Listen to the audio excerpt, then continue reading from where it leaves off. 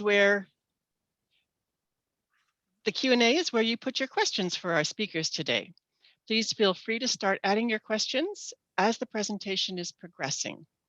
And the chat is for sharing information or comments with everyone in attendance. So welcome everyone to today's MP Brunch Connections, looking at the state of Pacific salmon. We're pleased to have with us special guests Meneer and Jason Hwang of the Pacific Salmon Foundation. To begin today's meeting, I'd like to introduce Member of Parliament for Vancouver Quadra and Minister of Digital Government, Joyce Murray. She'll say a few words and introduce our speakers.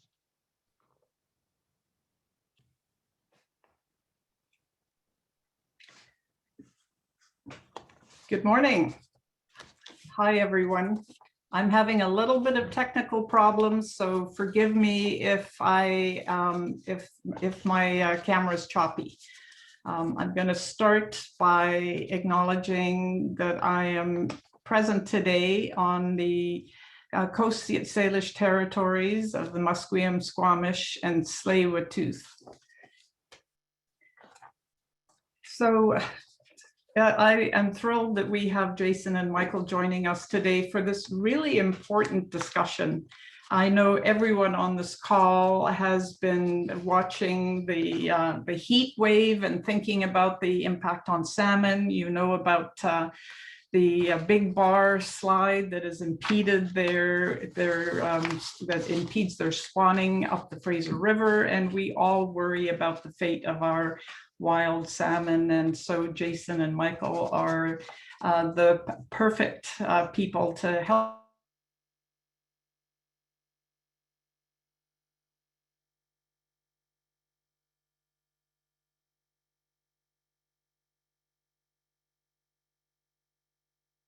us. Well, this isn't from Ottawa. This is from Locarno Beach, where I usually host a Canada Day breakfast, or sorry, Canada Day celebration.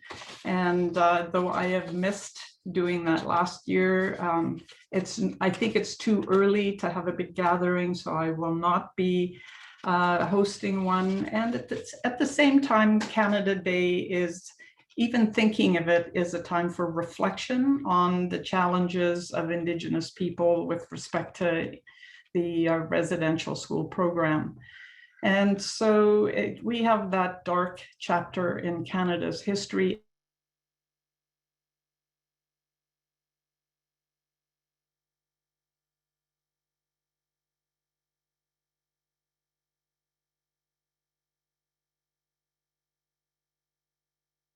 And a residential school, children whose bodies were never returned to their families or their communities. So what I think this is a moment to do is for all Canadians, as well as our government, to acknowledge and to commit to fully reconcile these historic errors and harms, even as we celebrate our country's many positive accomplishments. And let's vow to continue to our collective efforts to make Canada the best it can be. So that's also just on the matter of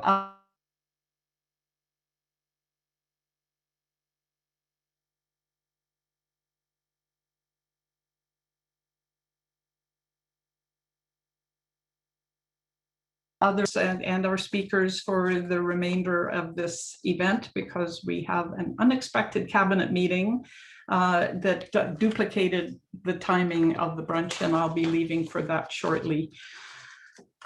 Just a quick snapshot of parliamentary update. As you probably know, Parliament has risen, though the Senate will be convening for 2 days to consider and I hope sign off on some key legislation that our government has put forward. We were able, with late night sittings last week, to complete our parliamentary work on really important bills like the bill to implement the budget, and also a bill that relates to regulating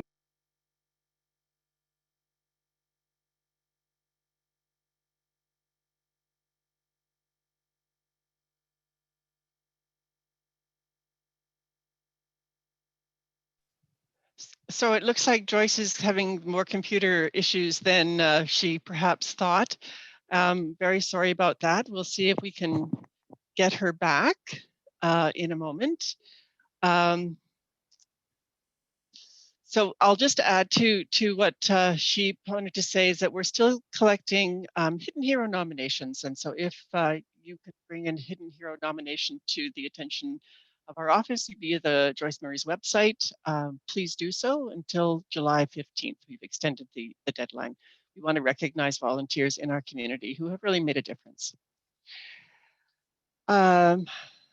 So I think what I will do, rather than have Joyce do, because I think she's gone, is I will be happy to introduce our speakers.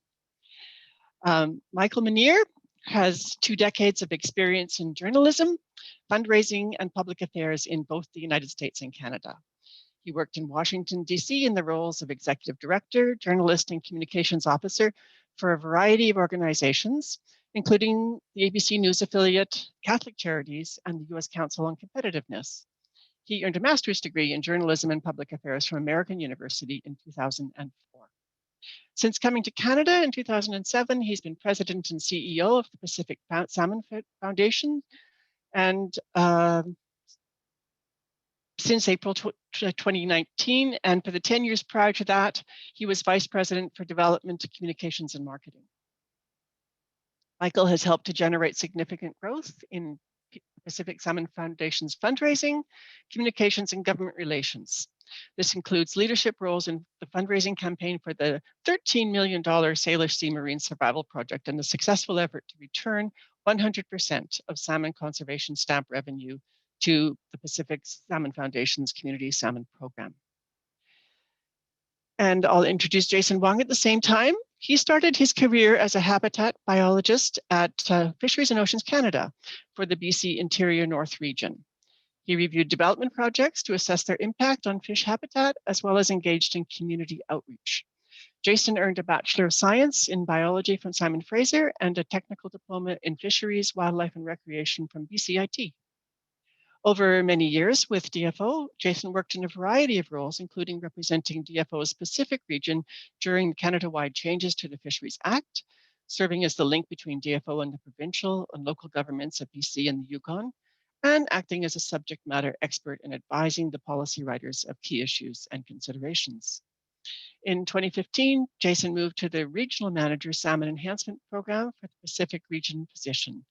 He worked with Pacific Salmon Foundation, as well as other NGOs and stakeholders, to build strong partnerships and enable salmon habitat restoration and increase community involvement. Although Jason is a relative newcomer to the staff of Pacific Salmon Foundation, he clearly brings a wealth of experience. So welcome to both of you, Michael and Jason, and I'll turn it over to you. Thank you. Okay, great. Thank you, Catherine, and thank you, Joyce, for your kind words of introduction. Jason and I are thrilled to be with you. We've put together some slides, some information, and hope to get that done in about 20 minutes so we have significant time for questions and answers. I want to begin by acknowledging the Coast Salish people, the Squamish, Tsleil-Waututh, and Musqueam. I'm speaking today from the traditional territory of the Squamish First Nation, and also want to obviously acknowledge the tragedy that we as Canadians all continue to attend to. There really are not words for it, but we at the Salmon Foundation have a very long history of working closely with Indigenous communities.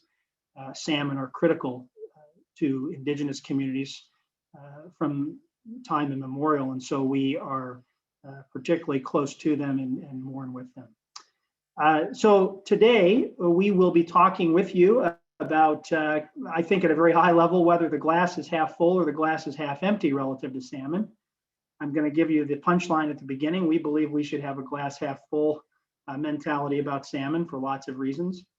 But we're going to share with you some key statistics that will bring you up to date on where the state of salmon, Pacific salmon in particular, are right now, and what we at the Salmon Foundation believe we should be doing to ensure that we have salmon sustained for the future.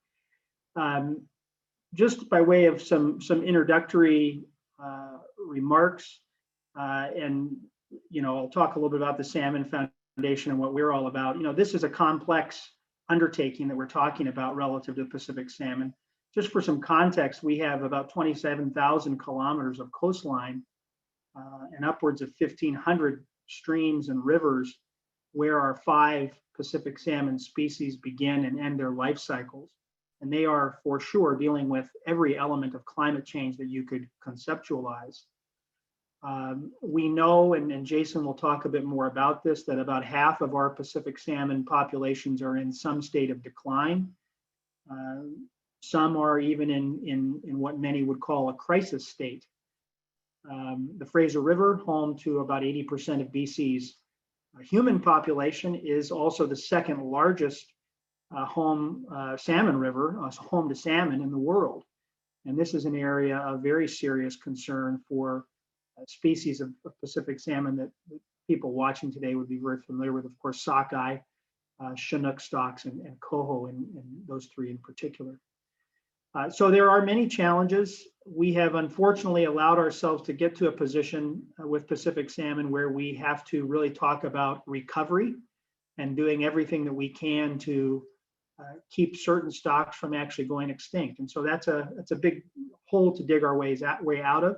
But there are many populations that are in better conditions, and we have to make sure that at the same time we're trying to recover those that are really struggling, that we're not further diminishing some of these stocks that are doing okay.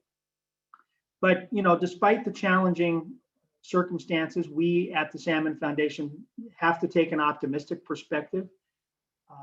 We do so, number one, because we believe Pacific salmon, we know the Pacific salmon are very resilient animals. They have been adapting to changing conditions for millennia, and people across British Columbia also care very deeply about salmon. We have a wonderful network of tens of thousands of stream keeping salmon steward volunteers across British Columbia that we support through our community salmon program. And these folks are working tirelessly, particularly during the hot summer months, to restore habitat and ensure that salmon conservation is going ahead full speed. So those 2 things, the salmon being resilient and the fact that we have such a passionate community of stewards in British Columbia, keep us very optimistic at PSF. And then I would say in the last few years, just again for some context, that we've seen significant new commitments to salmon from our crown governments, both on a policy and fiscal level. And this is something we needed. It hadn't been happening for a long time. It is now, and we think that's a very positive step forward. There have been a couple of things that I want to recognize in particular, and Joyce has been supportive of these initiatives. The BC Salmon Innovation and Restoration Fund that's put $140 million into partnerships focused on conservation, restoration, and research. PSF is partnering with the government and others on these. The provincial government as well made a $5 million grant to the Pacific Salmon Foundation years ago to support a restoration recovery. They're also a major investor in the BC Salmon Restoration and Innovation Fund that I just referenced. And then more recently, we've seen a $670 million commitment by the federal government in the current budget to really address these sort of crisis level issues that I referenced in some of my context setting comments earlier. And then, of course, we're seeing some on the policy front. We have taken the position based on our research that we believe that open net pen aquaculture needs to transition out of the water, closed containment, because of the passage of pathogens and disease-causing agents between farmed Atlantic fish and Pacific salmon. And we have seen the federal government agree with that science and make the commitment to move to closed containment. So that's a major industrial shift that we think will help Pacific salmon, and the province has taken similar steps. So I say all of those things just to give you some very high level context on where we see things for the Salmon Foundation. Jason is actually knows more in his pinky finger about Pacific salmon than I will ever know in a lifetime, which is why he's our lead salmon expert. And so Jason is going to walk you through a bit more detail about the state of salmon. But before we do that, Jason, maybe pull up the slides if you would, and I'll just talk through a couple of key points about the Pacific Salmon Foundation so people have some context. Today, we'll talk about the state of salmon, what's going on and what we can do. Next slide, please. I want to acknowledge Joyce in particular. Joyce is one of those MPs who, when we go to Ottawa a couple times a year and ask for meetings, she enthusiastically says yes. This was our last meeting right before the pandemic, actually, in Ottawa. And Joyce has been a constant voice for us and for Pacific salmon at the cabinet table, and glad that the government has been listening here the last couple of years. So I do want to acknowledge Joyce and her staff for all their ongoing work and attention to Pacific salmon issues. Next slide. So today, in terms of the presentation, we will talk about the state of salmon, what are causing these declines, and what we can do about those. Jason will be getting into that a little bit more detail. Next slide. In terms of some overview on the Pacific Salmon Foundation, we have been around a little over 30 years now. We are a nonprofit organization, federally registered, solely focused on wild Pacific salmon and their habitats in British Columbia and the Yukon, both territories of Canada that have Pacific salmon. Our vision is to make sure that we provide healthy, sustainable, and diverse populations of Pacific salmon for the benefit of Canadians for generations to come. We acknowledge that this is an important environmental resource, but also a critical economic, social, and cultural resource for human beings in that vision statement. To date, we have invested about $183 million in projects that have contributed to things like 1.4 million square meters of stream and estuary being restored. We have significant science programs. About half of our programmatic budget is focused on science, understanding what are the limiting factors facing salmon and how can we apply actions to improve the state of salmon with that science.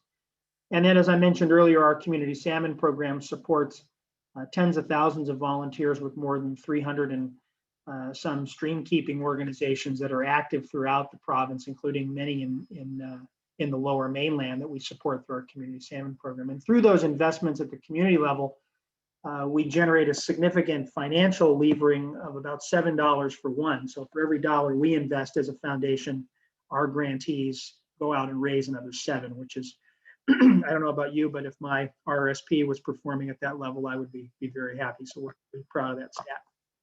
Next slide, please. I'm not going to go into great detail on our strategic framework, simply to note that we, every 3 to 4 years, do a reevaluation of the state of salmon and our programs and how we orient ourselves as an organization and publish a strategic plan. The website that you see at the bottom there, psfstrategicframework.ca, I encourage you to visit that if you're interested in more detail. And we'll show you how our goals line up with our programmatic activities and our views on salmon. Next slide, please. Just would focus in on our mission that we are an independent, thoughtful leader and a catalyst in conservation, restoration, and enhancement of Pacific salmon and their ecosystem through strategic partnerships and leveraged use of resources. A lot of words there, but I'll focus in on 3. Independent. Our sole focus is the fish. We're not about fisheries. We acknowledge that fisheries are an important part of BC, and we hope that they can happen if salmon are sustained. But our number one focus is on being a conservation and restoration organization that is independently a voice for Pacific salmon. Thoughtful leader, we engage in science and support science that is independent. That we share with government and other stakeholders with the hope that this is information that will inform management and conservation measures. And really, the catalyst is to say that we are really intending on getting things started that need to get started and making sure that all the key partnerships are pulled together, government, nonprofit, Indigenous, and stakeholders at various levels, and to really be a catalyst for the things that are going to be game changers. There's a lot that we could do, but we want to focus on those things that are actually going to help restore those conservation concerned salmon that Jason's going to talk about a bit more here in a moment. So I think I've already covered our vision. Just wanted to quickly give you that high level context from my perspective on salmon and what we are as an organization. And Jason, I think with that, I'm going to turn it over to you to get into some of the nitty gritty on how we're doing for salmon. I think we probably can skip through this one and encourage people to visit our website to see all the wonderful dollars and cents that go along with that 7-to-1 leveraging. I want Jason to have a chance to talk about the fish. So Jason, I'll pass it over to you and then look forward to being a part of the dialogue following your talk. Great. Well, thank you, Mike, and thanks to Joyce for again for having us here. I'm Jason Hwang.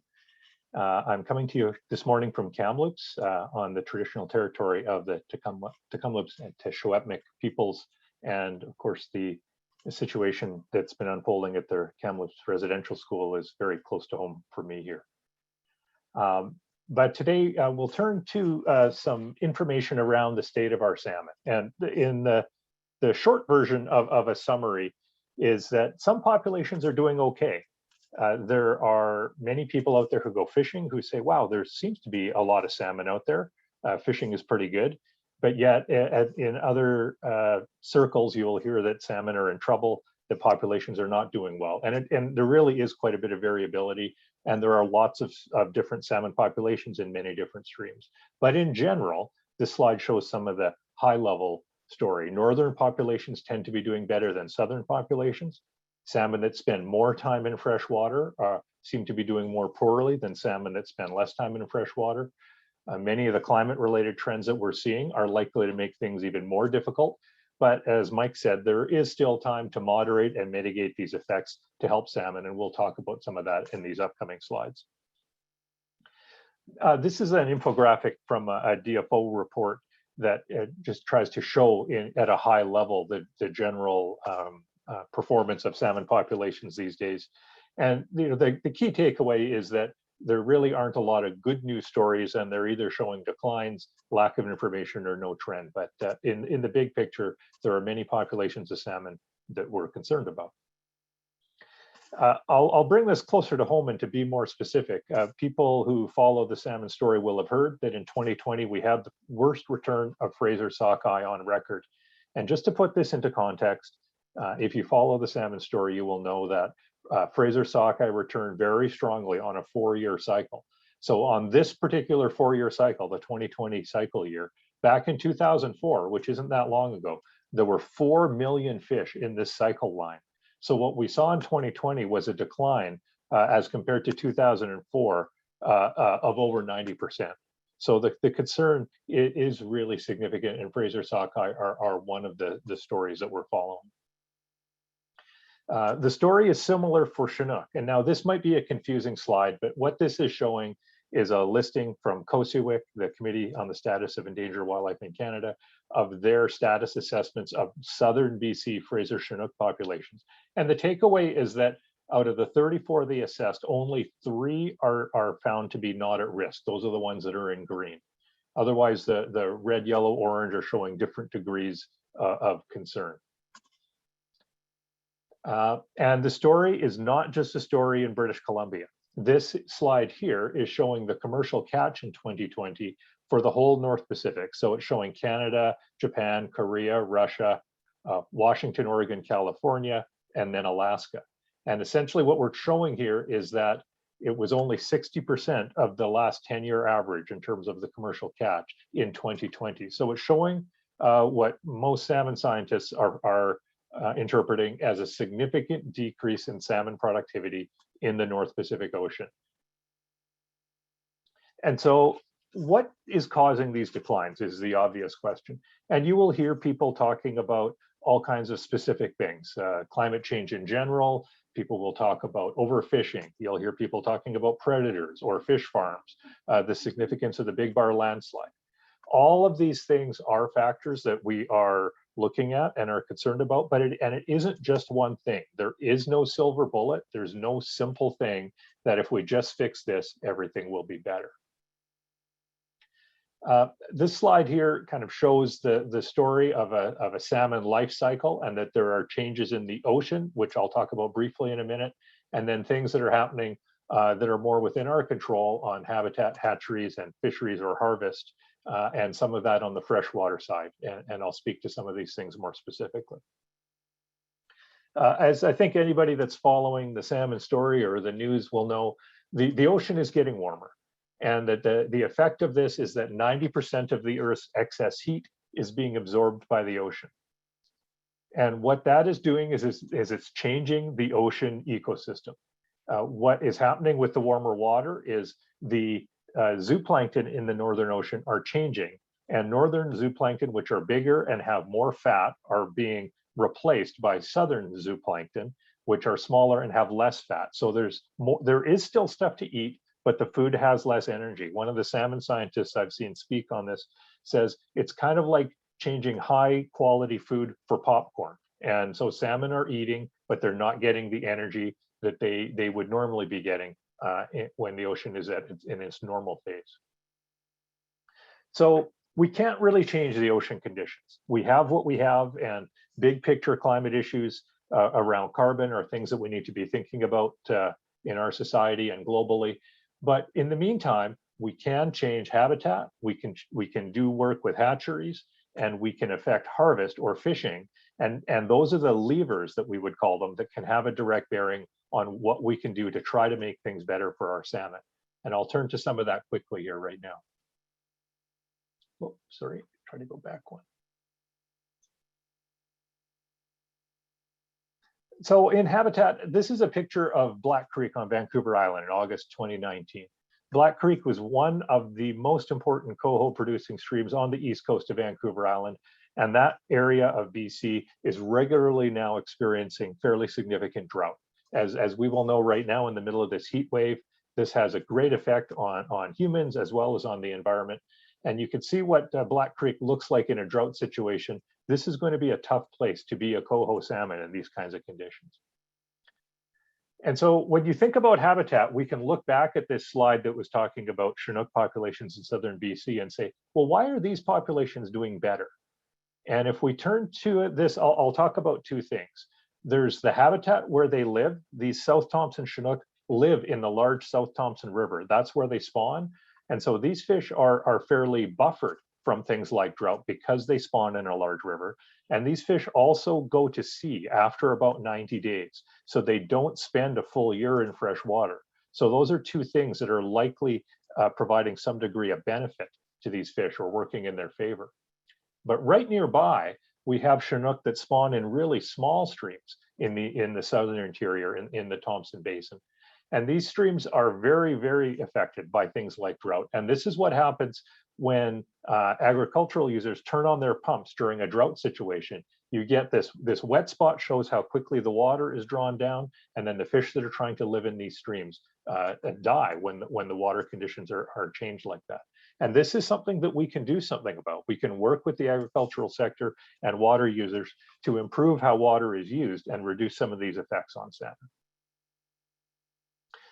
People will hear that hatcheries are a solution, and some people say, why don't we just do more hatchery production to help our salmon, knowing that we have all these problems. But hatcheries can have benefits, but they can also have unintended risks or consequences. It's really important to think about how hatcheries work. They can result in genetic changes. They can result in increased fishing pressure for strong hatchery stocks that can in turn cause fishing mortality on co-migrating weak stocks. And they can create things like cues for predators. So we have to be really careful with hatchery production. It is a good tool, but it has to be used the right way, the right place at the right time. The big picture story about hatcheries is there are a lot of hatchery fish in the North Pacific, but it's mostly pink and chum from Japan, Russia, and Alaska. Canadian hatchery production is only about 6% of the hatchery production going into the North Pacific. So we're not the big driver in Canada, but we need to do our part. I'll turn briefly to harvest. I know I'm moving through this quickly, but the story for harvest is that in this time of decline, we're trying to target fisheries to the strong populations. So this gray line in the middle is the summer South Thompson Chinook population that I'm showing. That is a strong and healthy population. But the other lines that I'm showing here are populations that co-migrate at about the same time that the South Thompson population is coming in. And these are the weak populations that are currently facing conservation problems. And so when you go fishing for the South Thompson population, what happens is you're also inadvertently catching some of these weak populations. And the fishing pressure can be significant. You'll see that in 2020, about 130,000 Chinook were caught and released in the southern fishery. And then there were another 30,000 Chinook caught in First Nations fisheries in the Fraser. So kind of a big takeaway here is that salmon ecology is complex. There's a lot we don't know, and there are a lot of things that interact. And you will hear people say, you know, we just need to get rid of all these seals and sea lions, as an example. That's why I've circled predation, just to illustrate this one line of thinking. And if we do that, that will make a big difference to salmon populations, and they'll do better.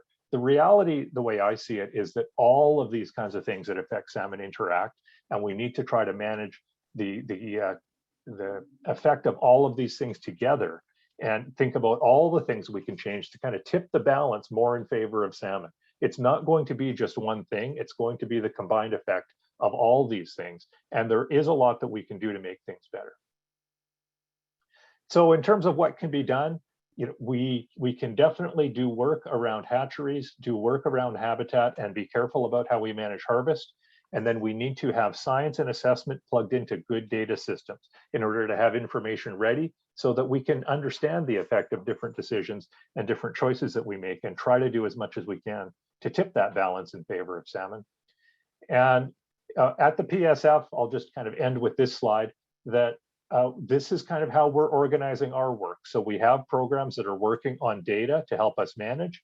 We have grants programs that are giving grants to community organizations to improve conditions for salmon.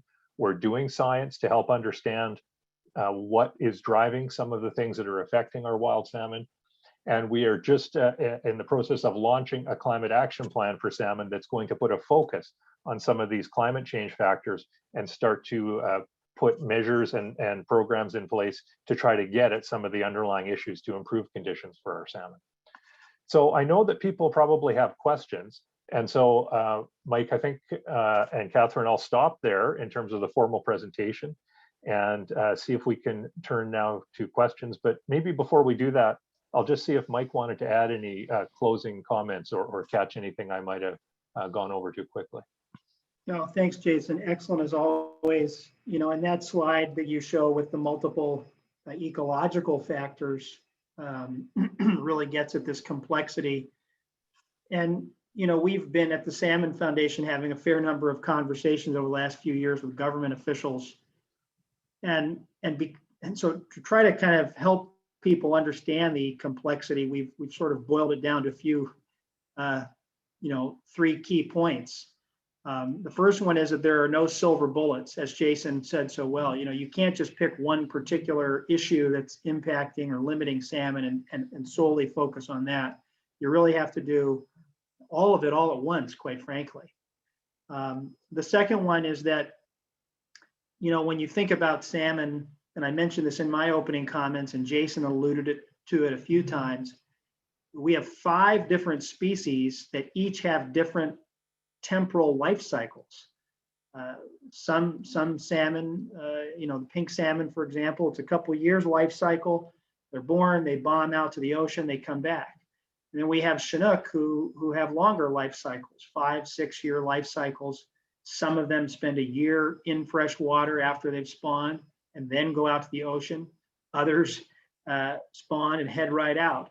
And then, you know, lots in between. And they're all heading out from our freshwater up the Salish Sea into the open Pacific Ocean, where they're mixing in with all of these other fish from all these other countries, some of which are wild, some of which are hatchery. And so now you're into an international foreign affairs diplomatic undertaking, not just an ecological and environmental management issue. So it is complex. And this is why our second point is, because of these life cycles, that's why our second point is it's going to take time to recover these stocks that are really challenged. So no silver bullets. We have to have a long-term commitment. Politicians often want to see, Joyce is not like this because she understands salmon, which is wonderful. But we'll have politicians say, well, we just put a bunch of money in, and 2 years later, why haven't they recovered? Well, there's 5 different species and different temporal life cycles. And then the last point that I would make is that it's going to be very expensive. We've just talked about some of these wonderful new investments that have been made. But the fact is that we're still, quite frankly, we will need to do much more. I'll give you one quick example before we open for questions. We have a lot of interaction with our friends in Washington State who have the exact same challenges that we have with salmon. They've done an estimate that says that for habitat restoration alone for salmon, it's a $4 billion price tag. And they figured that out about 10 years ago, and they've only been able to spend about 600-700 million. And they have a governor that's very salmon friendly. So, you know, quite frankly, we are at an inflection point where we have to decide as Canadians and as taxpayers, do we really want to do what it takes to truly restore and recover salmon, or are we going to take half measures? So I'll just add those pieces to Jason's complexity comment, and I think at that point we're happy, Catherine, Jason, we'll open it up and take your questions. Well, thank you both very, very much. Michael, you gave us a really good overview of the work that the Pacific Salmon Foundation is doing, and appreciate that you are working on behalf of the fish. That is a very nice way of framing the work you do. And Jason, as Michael just pointed out, it's you identified for us the very complex nature of both the successes and the failures of the state of Pacific salmon. And we will get to questions in just a moment, and I will just mention to people who may be joining us, may have missed the very beginning, Joyce Murray MP sends her very sincere apologies for not being able to continue to be with us after the start. Not only was she having technical issues, but a cabinet meeting landed on her at the same time as we had arranged for this brunch. So I'll be the host for the remainder of the time. So we do have some questions coming in, and I'll start with, okay, so here's going back to the complex and simple, perhaps, equation from Chris. Why not close the endangered salmon runs for a 4-year cycle? Jason, go ahead. You look like you're... Sure. Well, I think largely that is what the fishery management measures are doing, is closing fisheries to try to protect the weak stocks. Like as an example, the Fraser sockeye, all the fisheries around the main bulks of those runs, when they are forecast to come in lower than average or lower than the conservation target, are closed.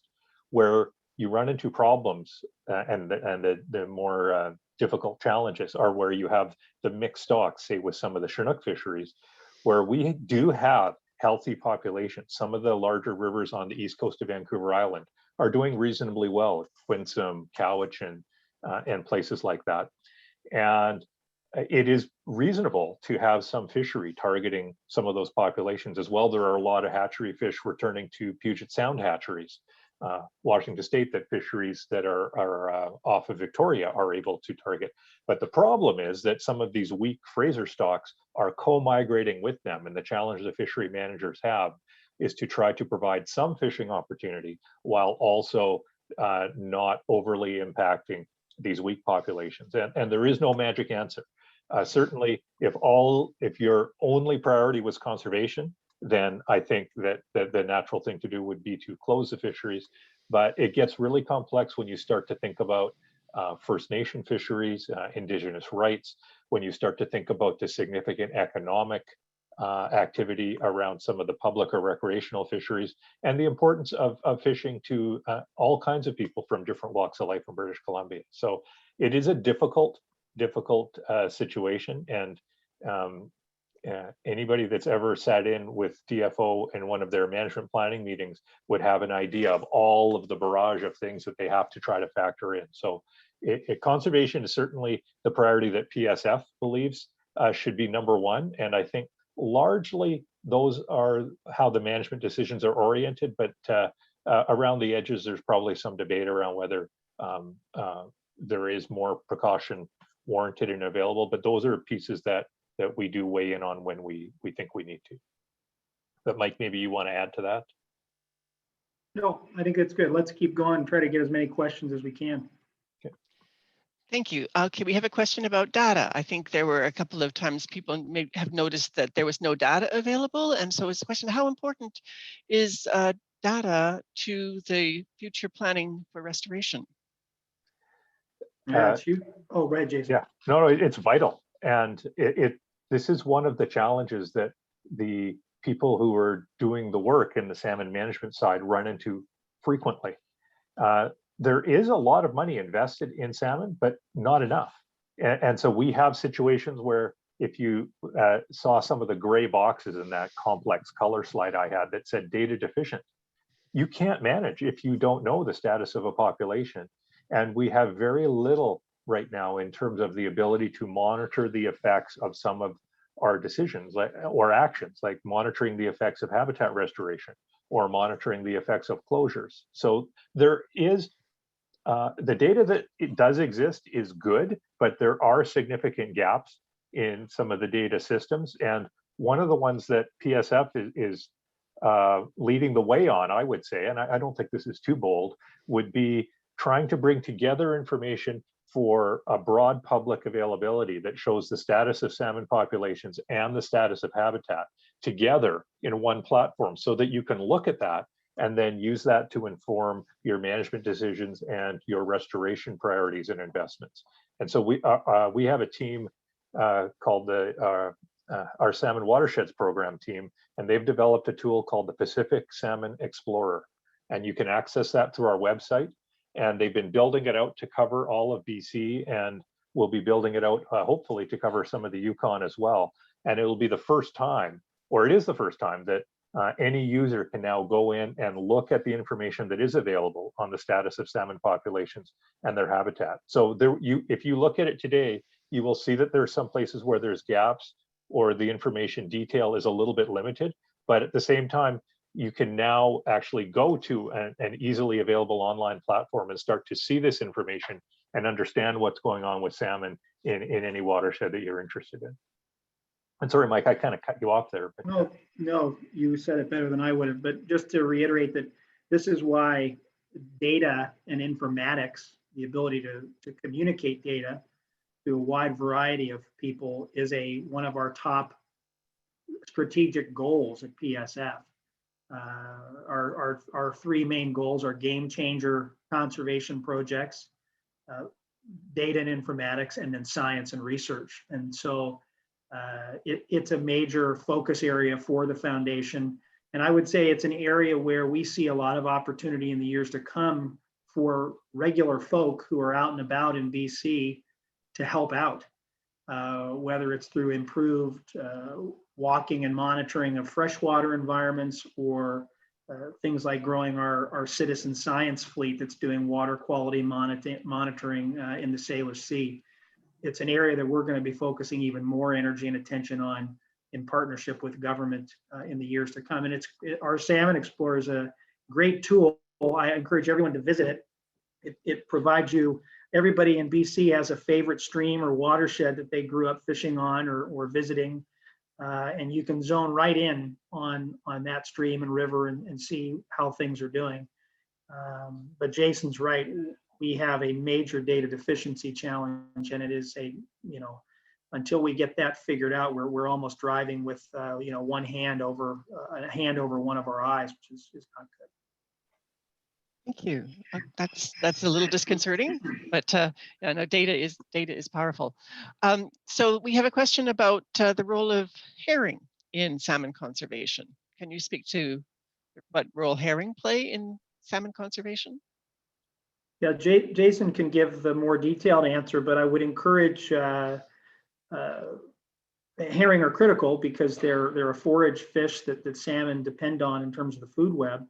And we have a wonderful story map available on our Strait of Georgia Data Center. If you look up the Strait of Georgia Data Center, and I'll find the link here and put it in the chat for people, hopefully, but while we're online. But it walks through a very wonderful story of why herring are important to salmon in particular. I'll let Jason talk to that while I try to pull it up. Well, I would say herring and also connect herring to other forage fish. So nearshore type small marine fish are very important to salmon and to the ocean ecosystem. There is controversy around the herring fishery, for sure. There's concern around how the herring fishery might be affecting food availability for salmon. And I would say that the science is not super sharp on one side or the other. The DFO is mindful, and I think, from what I can see, is doing a reasonable job trying to manage the herring fishery and make sure that it is healthy. The Strait of Georgia herring population seems to be reasonably stable at present, but I also think it is difficult to reconcile fishing for something that is a food fish for wild salmon. And it would seem that if there was less pressure on that, there may be possible advantages to salmon, but I don't think there's crystal clear science on that. But that is one of those things where further assessment and science would probably be useful. Thank you. So this is a technical question, but it's important. Recent work at the University of Washington has revealed a chemical that's in vehicle tire particles that's toxic to adult coho salmon. And we're wondering if this same chemical has an effect on other salmon species in BC. Yeah, I can take that one. And we have had quite a bit of contact with the researchers from Washington State and University of Washington who did that research. It's a compound basically that helps keep tires from degrading due to ozone. But what happens is little particles of it, this is basically a microplastics issue. They come off of the tire when they hit the cement or in the highway situation roads. And then in large rain events, these small little microplastics run into streams and rivers, obviously. This is why we have a whole program encouraging schools to mark storm drains. But this compound then runs into streams and rivers, and unfortunately, these researchers have, well, I'm glad they identified it, but unfortunately, the outcome is that when this material is available in large quantities, large volume, while salmon are spawning, the spawning salmon die very quickly. It is enough of a concern. It's very problematic with coho, and it appears that it is an issue with Chinook, and I believe sockeye as well, but not to the degree that it is with coho. But in a sense, I almost think that that's, so what? Is the fact of the matter is coho are already listed on COSEWIC as being seriously, they're close to, some of them, those stocks are close to extirpation. So we have to do everything we can to try to fix this. The best thing that can be done, in short, is that the tire industry change how they make tires so that this compound is no longer causing problems. And so we've reached out to the Canadian tire manufacturers and the US Tire Manufacturer Associations that have encouraged that type of thinking. There's, of course, more research that will be done. But microplastics, this is probably the best example of how a microplastic actually does have a very direct effect on salmon. And it would be great if the tire industry would get ahead of this and fix it at a point of source point in how they make their tires, as opposed to forcing us to wait years and decades to prove that it's a problem, and meanwhile losing more fish. We will be doing some more investigation as to how we can help with expanding that research into our waterways in the lower mainland. And I'm confident that we will be doing that, and we will continue to push the industry to make the change that needs to, we believe, should likely happen. Hope that helps. And just a couple of other points on that. The government agencies are on this as well. In the BC side of things, Environment and Climate Change Canada and DFO. And one thing that industry pointed out in one of the calls that Mike had arranged was that it's not just a matter of taking that chemical out, because they would need to replace its function with something else. And they don't want to necessarily just switch one bad thing for another bad thing. So it's not just a simple matter of saying, just stop this.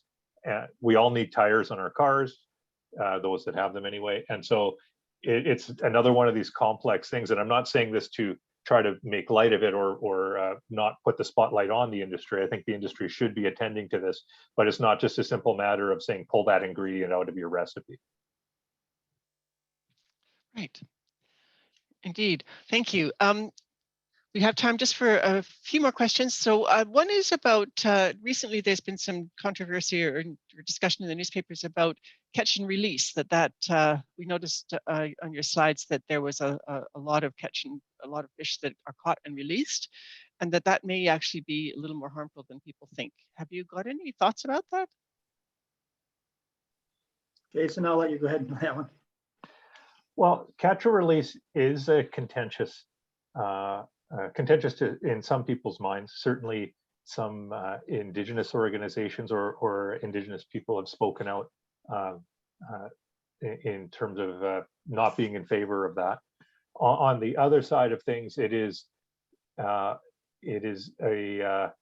approach that keeps a lot of people connected to the salmon resource and allows a connection to a salmon while still enabling that salmon to return to its home stream and spawn. The scientific evidence indicates that roughly 20% of the salmon that are caught and released die in one way or another, either through mortality from being caught or from being more susceptible to predation after they're released. But about 80% of them are able to carry on and return and successfully to spawn. So one of the things that I think about is that the constituency of people that care about salmon are part of what gives salmon the attention that they get and have people concerned and advocating for their conservation. And when people are advocating for salmon conservation, we're getting benefits to overall environmental conservation, because salmon can't really be healthy unless the environment around them is healthy.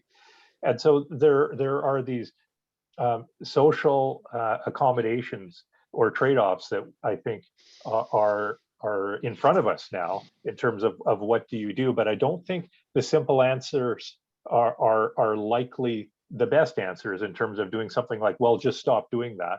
Because what I would worry about would be potentially losing the thousands and thousands of people that do partake in salmon fishing, that become the advocates and supporters of things that lead to salmon conservation. Because people that like to catch salmon are some of the most committed people around conserving and supporting salmon restoration and recovery. So I will acknowledge it's a contentious topic, and one that I don't think there's a ready, simple solution, but these are the kinds of things I think that we think about at PSF, and that I know the fishery management agencies think about as well. Thank you for that. It's yeah, never simple. So two final questions that are somewhat related. I'll ask them both together. Eric asks about what is the most effective action the public can take to support salmon, and Wendy would like to know how to help out with the cleanup of streams and rivers and oceans, and what's the best way to connect and tee up for these events. Well, I'm biased. I think the best thing people could do is make a tax-deductible donation to the Pacific Salmon Foundation. And I'm only half joking on that, because, you know, as you sense, there is a lot of complexity to this issue. There are certainly things that people, regular folks, can do. Being a stream keeper is a great example. But even stream keeping organizations with volunteers are limited with some of the major types of activities that need to be undertaken. And so we are able to be a catalyst for action for Pacific salmon at both the stream keeping level through the grants we put out, but then also at a larger scale for things that, you know, professionals have to do, whether they're professional scientists with lots of letters behind their names, or people that know how to work earth movers to redo a stream so it improves salmon habitat. And so, you know, you make $100 donation to the Salmon Foundation, we're going to, turn that through our levering ability and into project values in the $400 to $700 range. And you get some of that money back on your taxes at the end of the year, thanks to our governmental regime around tax deductions. So that's one thing. The best way, I think, also to sort of make a difference is to, even if you don't want to make a donation, follow us, stay informed on salmon issues. Salmon is one of those canary in the coal mine species, right? If you want to understand how we're doing relative to climate change, salmon are a great topic to follow. And then in terms of volunteering, I would please encourage you to send an email to support@psf.ca, and our communications folks, tell them where you live, what you're interested in doing, and then we can help connect you to a stream keeping salmon organization near you that might have activities ongoing, and there are many. And I would say thank you to everyone for being a part of this forum and following this issue and following what your MP is up to. And just give Joyce and all of our MPs and MLAs encouragement to show leadership on salmon. Joyce is already showing leadership. We're so lucky to have her, particularly now at the cabinet table. But many elected officials, this may not be the issue that they're interested in, and they have lots of other things to worry about. But making sure that your MLAs and your MPs and even your councilors know at the municipal level that salmon is a priority to you is a major thing that you can do. And I think I'd just build on that briefly, Mike, to say, as you said at the start, the need is great. It's going to take time, and continuing to let the elected officials in the government, both provincially, federally, know that you're strongly supporting the recovery and the prioritization of long-term sustainability of salmon, because this isn't something that we're going to fix this year or next year, but we can make it better if we work on it progressively and take everything we can, every little decision, and say, let's make that one more in favor of salmon. Let's make that one more in favor of salmon. This is going to require leadership from the federal government, leadership from the provincial government, and then the support and the insistence of a strong constituency that want to see that kind of progressive change be made. And I think we're on a reasonable track right now. These significant announcements and the collective interest is a good thing. It's unfortunate it took this kind of decline to get us here, but we can dig out of this, and it's a matter of staying with it and is essentially insisting that we stay with it until we make it better. And I think it is our responsibility. The way I look at it, it's on our watch, and what are we handing to future generations? We have a responsibility to try to give them something as good as was handed to us. Thank you. And thank you to everyone who submitted questions. I really wish there were time to ask them all, but we don't have that time. But on behalf of MP Joyce Murray, I want to thank you, Jason and Michael, for being here with us today. This is a topic that people care about enormously. And as you say, there is movement on it now coming from government and perhaps with all of us. And encouraging that, there will be some better future for the salmon. So very much appreciate you being with us. We, as is our tradition, there will be a small token of our appreciation coming your way. Anybody that has follow-up questions can send them to joyce.murray@parle.gc.ca, and we'll do our best to point you in the direction of answers without leading any more on our speakers. So, but thank you both very, very much. Catherine, and we appreciate you being here. Catherine, sorry to interrupt you. You're welcome, and thank you for having us. I did just put my email in the chat there, so people are certainly, if they asked a question and it didn't get asked, I'm happy for us to help answer those. So people can look in the chat there and just shoot me an email if they need to. But thanks, Catherine, for having us. We appreciate it. Very kind of you, very kind of you. And thank you also to the team that's behind this, Neil and Dinesh and Inessa. Appreciate the work that you're doing too. So goodbye, everybody. Thanks for being part of the brunch today.